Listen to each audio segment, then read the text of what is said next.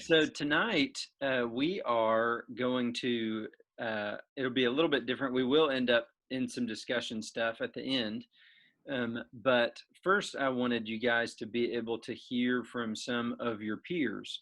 So since the topic tonight is sex and sexuality, I know that that can be a topic that in general brings up a lot of controversy. I would just encourage everybody to kind of come in with an open mind. I think that the goal tonight is not to be right, but to seek to love each other and build each other up. I think that there's also a lot of pain around this topic, I know, that we've probably all experienced in different ways. But I think that the Bible does speak to it often and offers a lot of hope for us in the middle of that pain. So I thought the best way to start would be for you guys to hear from some of your peers, as I kind of mentioned. And so Tanner, Bryson, and then Tim and Jenna, they were gracious enough to be willing to share a little bit of their stories. And so they're all over at Tim and Jenna's, and we'll just have them share a little bit with you guys. So we'll start with Tanner. And Tanner, you've shared with me in the past a lot about just the struggles that you've had regarding sex and sexuality.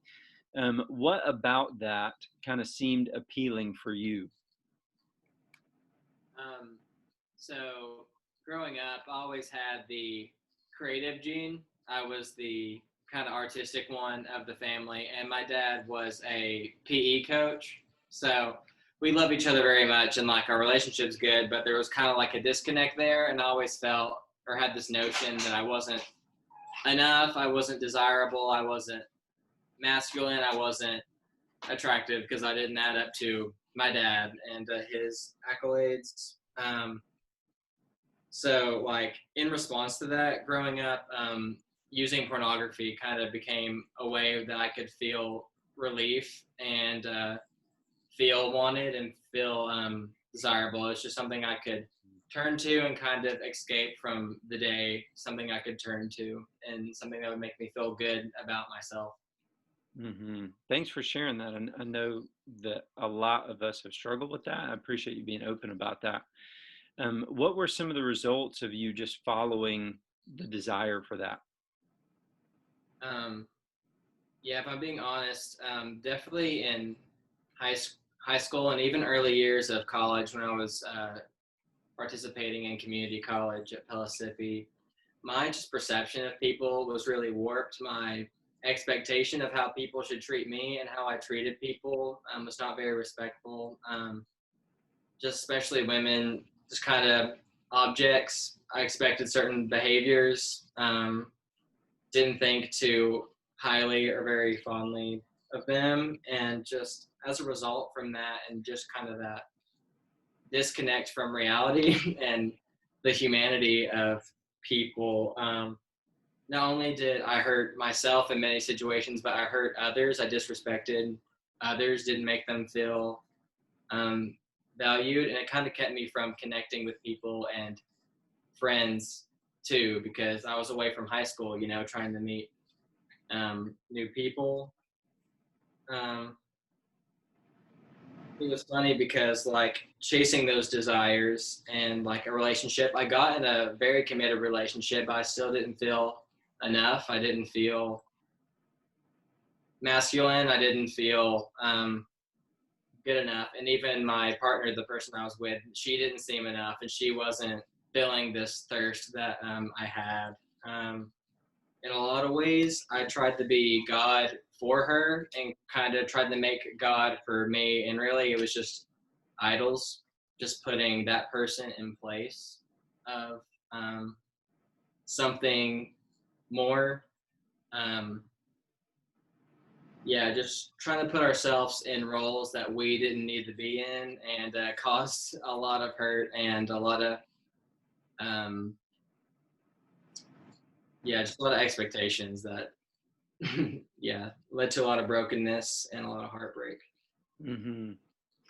Well, I know you'd be the first person to say that you're not done with struggle, but at the same time, I know that you're in a very different place. So, what is the journey to kind of a healthier vision of sexuality look like for you?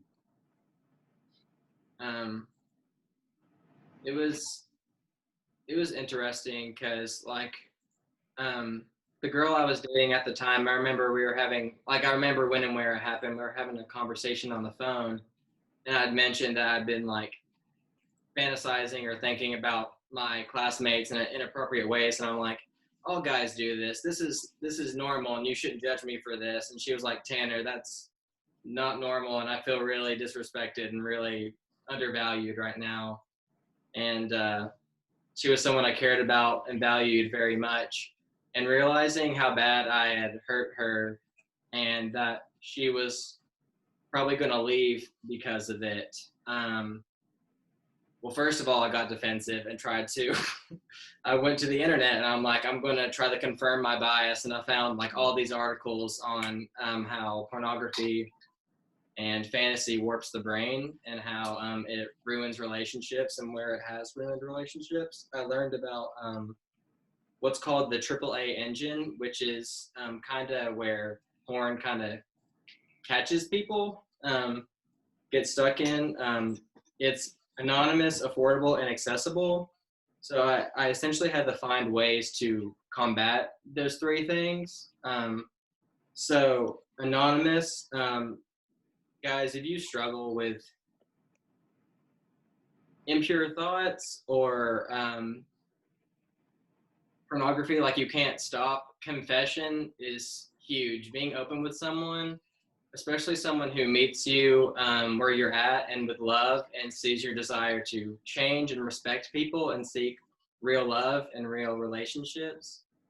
That's a game changer. Like finding an accountability partner or someone in the same struggles that you are, someone to meet you there. Affordable, it's on your phone, it's on your TV. You can't really escape it. So prayer and meditation during those times for peace, um, being fulfilled, feeling loved and adequate has been something I can turn to rather than just my phone or just a quick fix or a counterfeit version of what I'm looking for. Accessibility, internet blockers are huge. If you can't access it or you can't access these extreme versions of it, it helps. I have covenant eyes, so every time I violate or go past the borders, it notifies somebody, and then I can have real intentional conversations as a result of that. Those are ways I've been able to combat it, but on a more spiritual sense, city college, community, being able to be surrounded with people with the same values as I do and being loved. I would say my first year at Pellissippi, I wasn't convinced if I could make friends without someone else reaching out their hand first. But City College really turned that around for me. I feel like you guys really love me for who I am. That's been a real game changer because I feel enough. I feel respected.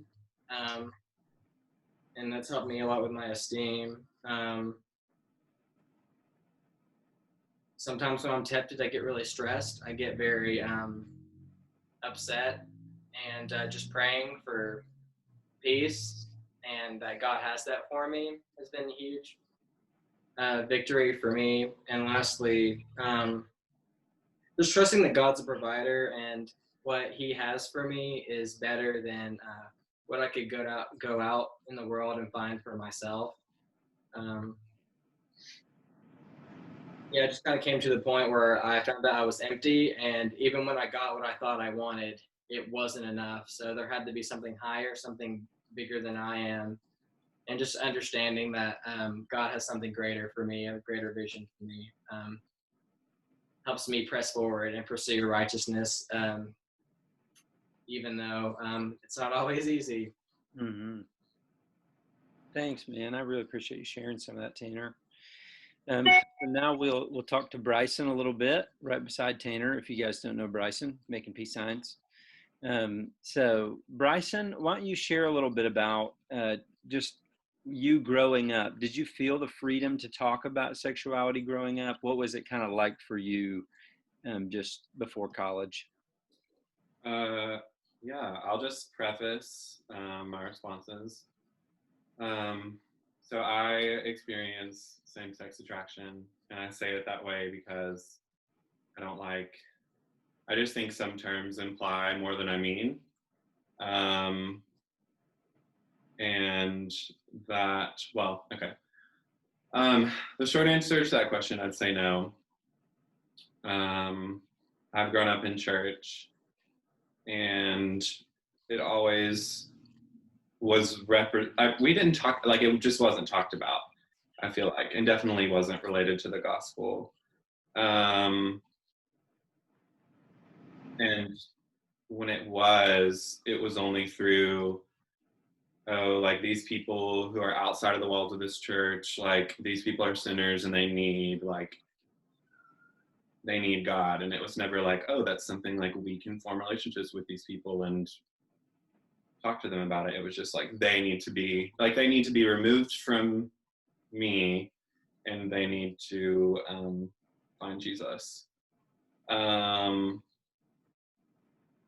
and I think that, like, I mean, I've always known that I was attracted to men. So growing up, like, in that just caused a lot of internalized shame. Um,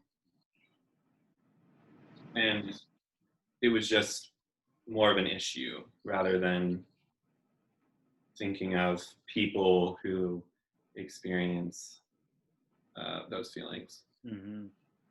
Yeah, and how would you say that made you feel about it? I think you said shame. Would you add anything to that? Um, I think there's probably, I mean, at first there was suppression.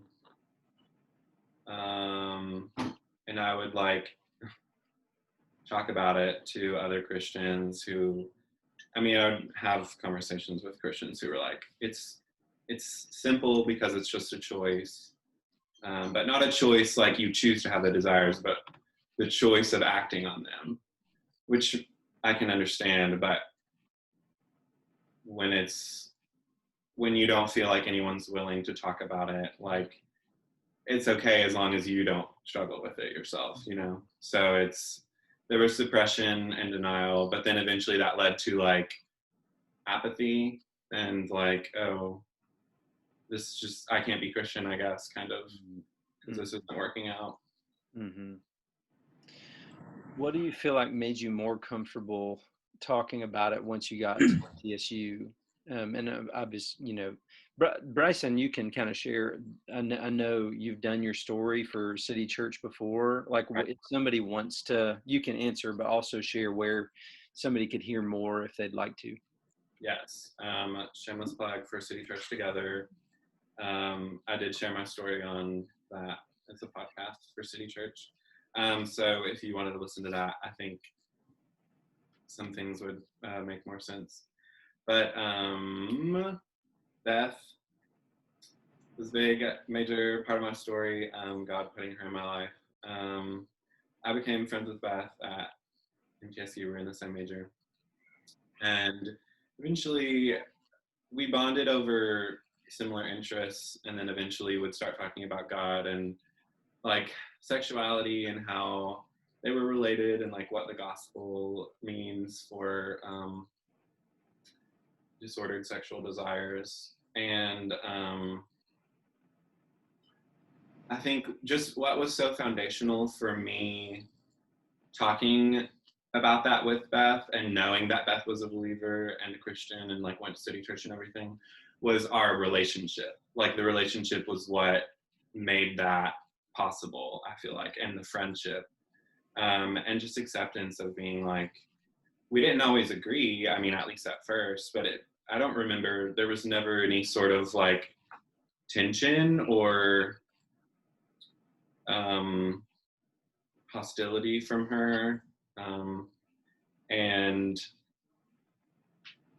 I expressed those feelings, like, through hookups and attempted relationships, and some of those relationships like I could talk to her about them, like how, I don't know, like how they were going, how just like emotionally what was happening. And that was just really cool for her to just talk to me like you would with a friend, and not the foreword of like, first, you're wrong, this is wrong, like before we start talking about this, like it was like, I love you because you're my friend, and I can see that you're hurting, and I want to talk to you about that. That's really good. Thanks for sharing that. What do you feel like are some things, just as you continue to grow in your relationship with Christ, that you've learned about sex and sexuality? A big thing, well, this isn't super related to sex and sexuality. Well, I guess it's related to singleness. Like, community is so important, and I don't think I was very aware of that before like Beth and then meeting Jesus. And like I didn't understand the importance of being known, I don't think. But now I do think that there is a specific design and purpose for human sexuality, and that marriage is defined as like a covenantal bond between a man and a woman. And that's like coming from someone who experiences same-sex attraction. So it's not like a hopeless statement of, oh, marriage is, because that's thinking of supreme love as, between two people on earth, when I would say that love is supremely like our relationship with Jesus. So yeah, learning the importance of friendship and relationships in general. And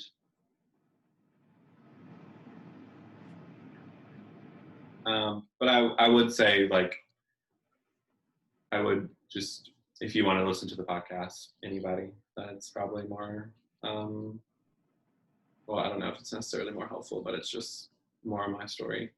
Or if like, I'm definitely open to talking like with anyone personally about, I don't know if you have any questions or anything. Not like I have all the answers, but I'm willing to explore questions for sure. And I need to, in fact. Everybody should, I feel like, so. Mm-hmm. Thanks for sharing, man. We really appreciate that. That's super helpful to hear from you. Well, last we'll have Tim and Jenna, our resident newly married couple, who are still in college. For those of you who didn't know, so for you guys, what was your sex education like growing up? Both inside in and outside the church. So I think primarily or initially, so Tim and I also grew up in the same church and in the same youth group. So a lot of our sex education from the church is very similar, I would say. So the church that we grew up in, they, I will say, did make an effort to talk about sex, but I think it was more in the sense of, here's why you shouldn't have sex before marriage, and here's what you can do, and that's all we're going to talk about. And then they leave it at that, and you don't talk about it until maybe the next semester. Mm-hmm. And so for me, at least, growing up, it was kind of, I also struggle with a lot of perfectionism. So as long as I can check off the box of I did something right in God's eyes, then I'm good. So I think for me, I looked at it in a very legalistic not age. And kind of would think like, oh, just don't think about sex, don't talk about it, and we're good. But obviously, I still had a lot of questions. And for me, at least, I was also homeschooled. So I did have a educational learning of sex, but again, it was through a Christian book, and I kind of read it by myself. And then at the end, my mom asked if I had any questions, and I said no. So then that led to just kind of Googling a lot. And I find that Googling questions about sex, you don't really receive accurate answers. And so that also led, ironically, in my attempts to not think about sex, to then think about it a lot. So. Yeah, I think we have a lot of shared experiences. Our church kind of like would not do any big picture talk about sex. Very, don't do it. This is why you shouldn't do it. End of sermon. And nothing about the big picture, about nothing about Jesus, how Jesus is connected to this. It's just, it was kind of just don't do it. But it's an interesting dichotomy between my education from the church and my education from the world, because the church would tell me, don't think about this, just don't do it, avoid it. And then the world, aka the internet, is like, think about this all the time, look at it all the time. And so you can guess which one won. The world. So yeah, that led, similar story to Tanner, just led me into a world of pornography and everything like that, and just began to alter my mind and the way I saw sex, and the way that I saw sex and marriage and everything like that. But yeah, so mainly as far as my education is just the church saying, don't do this, and the world saying, do it. Yeah, that's helpful. So now that you guys are married, what do you think are some truths and lies about sexuality that you've seen? I know you guys, again, would be the first ones to say we're not experts. You know, I had to coax you guys into talking about it. So nobody's expecting that after 3 months of marriage. But at the same time, there's something you guys are experiencing in marriage that none of us are, sans me, unless some of you are hiding things. Yeah, so I think leading up to marriage, really the only few times that we talked about it in a helpful way, I think we're in premarital counseling with Elisha and Andrea, and then and even a few of my closer friends who are married would start to talk to me, and they would say things about what sex is really like, and I guess I kind of thought that, oh, I've saved sex till marriage, and I've done all these right things, so sex will be easy, and what you're saying is not going to happen to me. And I kind of went into it with this expectation that it was going to be this magical, perfect, passionate, erotic scenario, because that's this picture that I had in my head, almost as if God would reward me for my good works because I had done what he had said. Because I know that sex is good, I know that God created it, but I wasn't really believing the more eternal aspects of sex. And so when we got married, I just remember like the first few weeks almost being angry at God. Well, not almost, I was, because it was not easy, and it just was not great. And I was angry at God because I was like, well, I did all these things right, and why aren't you giving this to me, this good gift to me? And in that, I was very humbled and realized that I had made sex an idol in my life, and I was taking a good thing that God created, sex, and since I idolized it, I then made it a bad thing. And so that was a very humbling experience. And I think in that, some truths and lies that I learned were that it was very important for me to look at sex the way that God designed it within the confines of marriage, because I was putting it at this expectation of how I saw the world defining it and how I saw media defining it.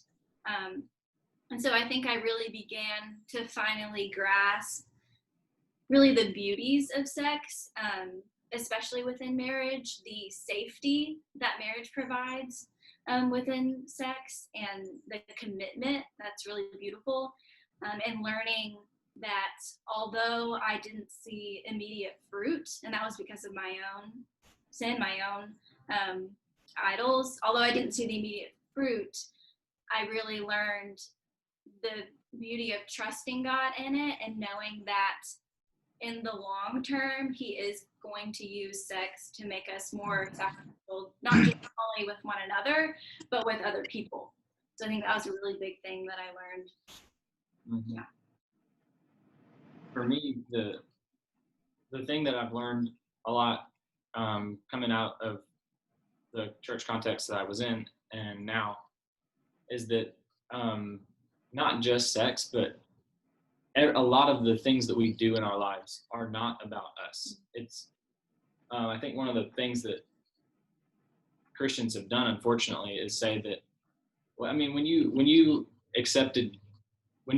became a Christian, you heard the phrase probably, if you're a Christian in this group, you heard the phrase, this is your personal relationship with Jesus Christ. So I think what's happened in the church is that a lot of things have been made hyper focused on you, and this is just about you. But it's not. A lot of these things are about the world, and like our sex lives are not just about us. It's about the world. It's about having, I mean, in our context, is starting a legacy of, like, for our kids, having two parents and not having brokenness and not having like a what's the word, dysfunctional family, and stuff like that. Like, it's not just about me, and that's one truth that I've learned. I think a lot of the lies that I've been told is that I've found out are not true. Is I still had some like deep set shame around sex because I was told this is something, don't think about this, don't think about this. You get married, all of a sudden it's okay now, and this has to flip, like the switch has to flip, that this is okay now. And it's kind of a hard transition because you still feel like this is not something I should be doing, because of the just deep set shame from it. But yeah, I think that's it. That's awesome. Well, thank you guys. Thank Tim and Jenna, Bryson, Tanner. Thank all you guys for sharing. That is so helpful. We applaud you guys. I know it's not easy to let people into your story in that way, and it means a lot to all of us that you allowed us in that way. So just to give some basic thoughts before we dive into some discussion, there's an R&B artist from the 70s and 80s that some of you may have heard of. His name is Marvin Gaye. And he was really a sex symbol during that time. And some of his songs tell the story in many ways that America believes about sex. If you don't know the name, you may know some of the main titles of his songs. Let's Get It On is one of those, Sexual Healing.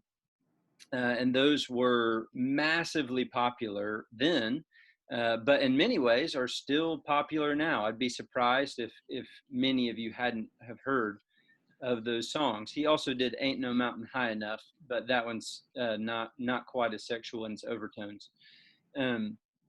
But a lot of people still talk about Marvin Gaye. Charlie Puth, don't know how to say that, but he's had some tribute songs. Kanye West has as well in his pre-Jesus is King days. But what's interesting about Marvin Gaye is that he's kind of an enigma. Like, he was this sex symbol that women flocked to his concerts and chased him everywhere he went. He made his name by singing about sex as this almost spiritual experience. He was this man who is kind of the image that you might get of the hunk in a fantasy novel or 50 Shades of Grey, kind of this playboy-like figure. And yet his own family described him, and his mother, who was his closest friend, described him as a man who was full of doubts, despair, and regrets. The guy who wrote the biography on his life, David Ritz, who was a good friend of his as well, said this about Marvin and his childhood and how that shaped him. He said, Marvin never recovered from being an abused and battered child. His talent wasn't enough to see him through. Because he never loved himself, he always felt unloved.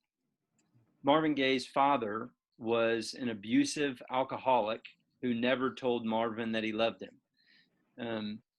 And even at the peak of his fame, and he became very famous, he told his mother this: if only my father would throw his arms around me and squeeze me and hold me and tell me he loves me. Gaye thought that sex appeal and fame might fill the void of loneliness that he always felt from not having his father's love. But sadly, it only led to like deep addiction and hurt and self-destruction. Gaye died at the age of 45, and he was a shell of his former self. He was paranoid from years of drug abuse with cocaine and marijuana. He once said that he was high all the time, literally all the time. He was always on drugs. He bankrupted himself by living a frivolous party lifestyle 3 different times. He was twice divorced. He was suicidal, and he was barely hanging on in the last days of his life when, sadly, after a fight with his father shot him and killed him. Gaye, who wrote a song crying out for sexual healing, he never found the healing that he was looking for.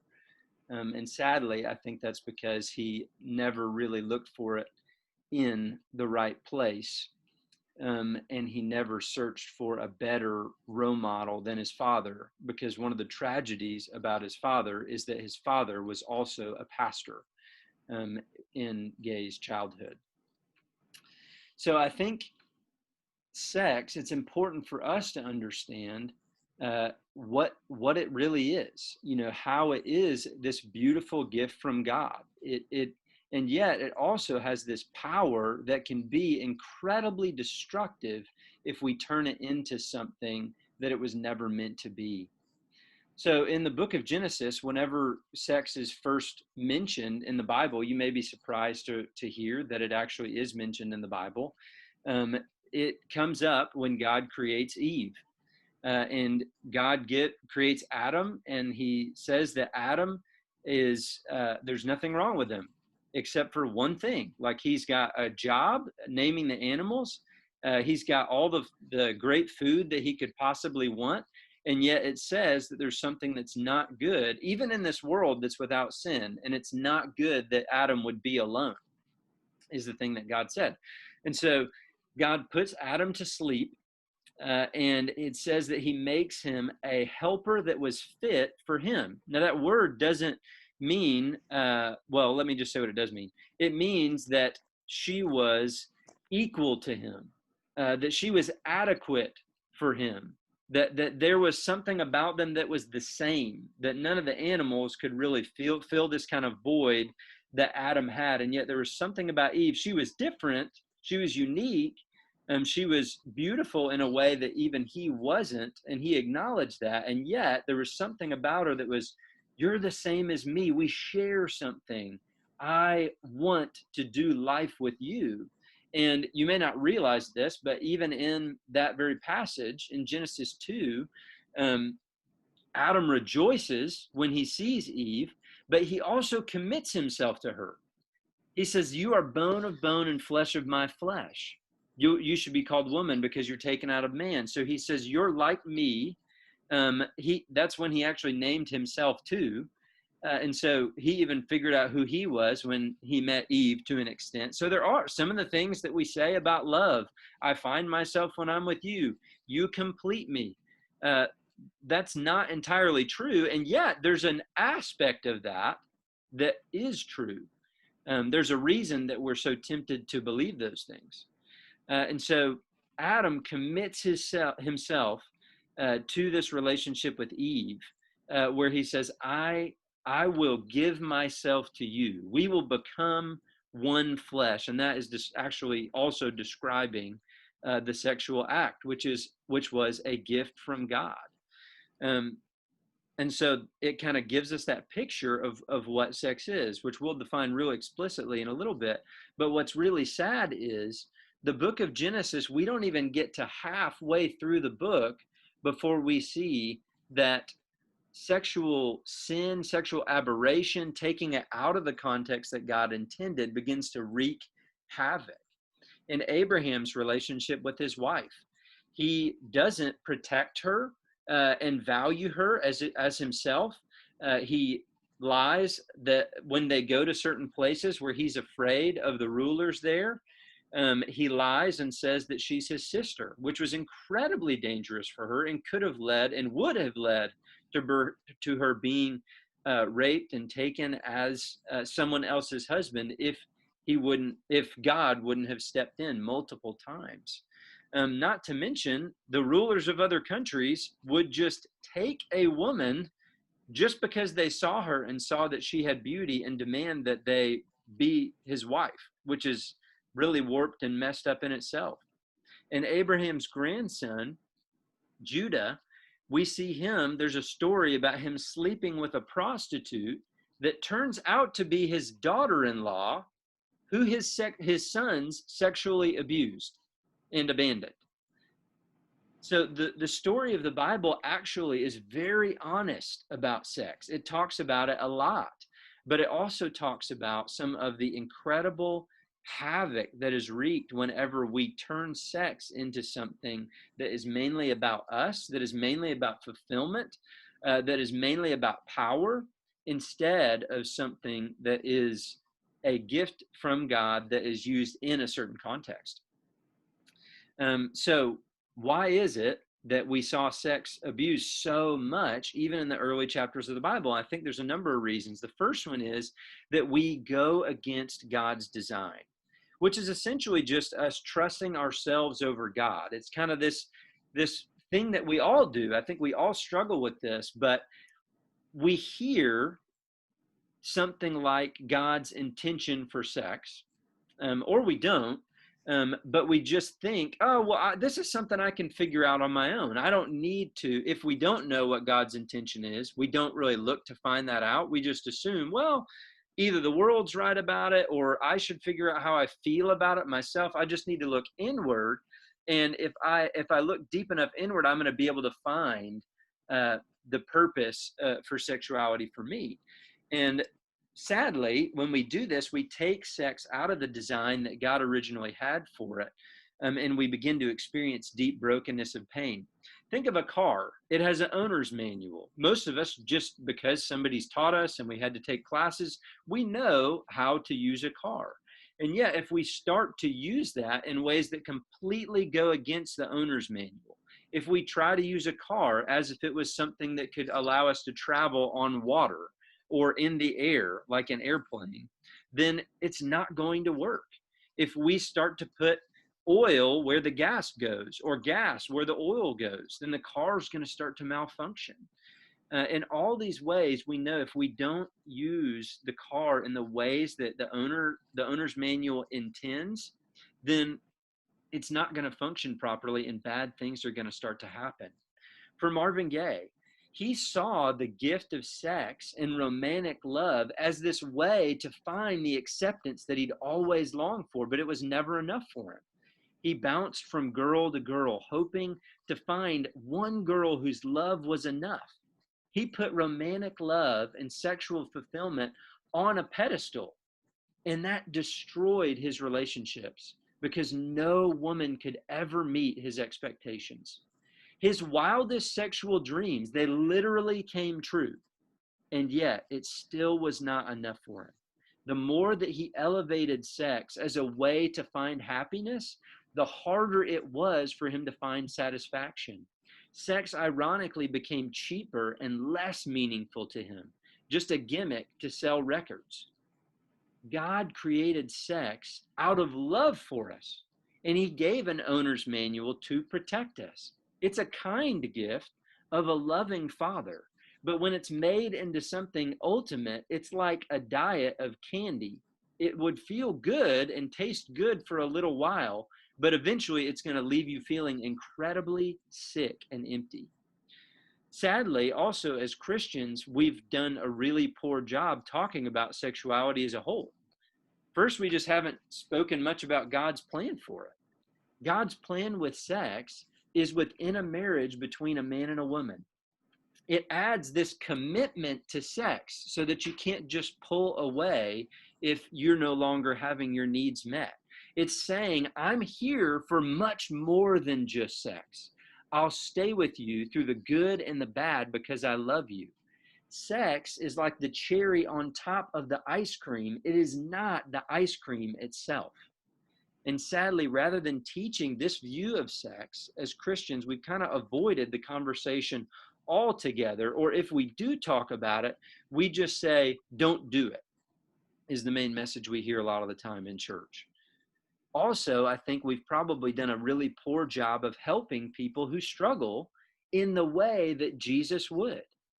Rather than pointing to a path to healing, a lot of the time Christians are the first ones to bash people who do struggle. We treat certain sexual temptation as if that is far worse than others. Like gay sex is worse than premarital sex. Or premarital sex, if you do that, man, that's way worse than masturbation.